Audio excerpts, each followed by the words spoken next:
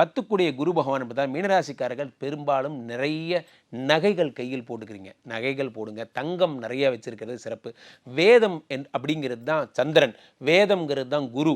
காலையில் எந்திரிச்ச உடனே மார்னிங் உங்களுடைய டிவியில் நீங்கள் ஆன் பண்ணது வேதகோஷம் காதில் கேளுங்க. வேதகோஷம் கேட்டுட்டே இருங்க. சில வீட்டில் பார்த்தீங்கன்னா அந்த தண்ணீர் கொட்டுற மாதிரி இருக்கும். ஒரு பொம்மை தண்ணீர் கொட்டும், அது அப்படியே தண்ணீர் ரீசைக்கிள் ஆகி திரும்ப கொட்டும், திரும்ப தண்ணீர் விடும். அந்த பொம்மையை வீட்டில் பாருங்கள். சில பேர் வீட்டில் ரவுண்டாக தண்ணீர் வச்சு அதில் தாமரைப்பூலாம் வச்சுருப்பாங்க. அந்த மாதிரி பொம்மைகள் பாருங்கள். தண்ணீரை தொட்டு செய்யுங்கள். எதா இருந்தாலும் 2ஆம் நம்பர் செய்யுங்க. உங்களுக்கு அதிகார கிரகம் சந்திரன் தான். பெரும்பாலும் அமாவாசை நாட்கள் நீங்கள் தவிர்த்து பௌர்ணமி நாட்களில் ஏதாவது காரியங்கள், புதிய காரியங்கள் ஏதாவது தொடங்கி பாருங்கள். மீனராசிக்காரர்களுக்கு மிக அற்புதமான நிகழ்ச்சிகள். திங்கட்கிழமை உங்களுக்கு ரொம்ப உகந்த நாளாக இருக்கும். சென்னையில் இருக்கிறவங்களா இருந்தால் சோமமங்கலம்னு ஒரு இடம் இருக்குது, குன்றத்தூர் பக்கத்தில். அங்கே சென்று சந்திரனுடைய ஆதிக்கத்தை, அங்கே அவருடைய அனுகிரகத்தை நீங்கள் ஃபீல் பண்ணலாம். அந்த கோயிலுக்குள்ளே போனாலே சோமமங்கலம்னு பேர், குன்றத்தூர் பக்கத்தில் இருக்குது.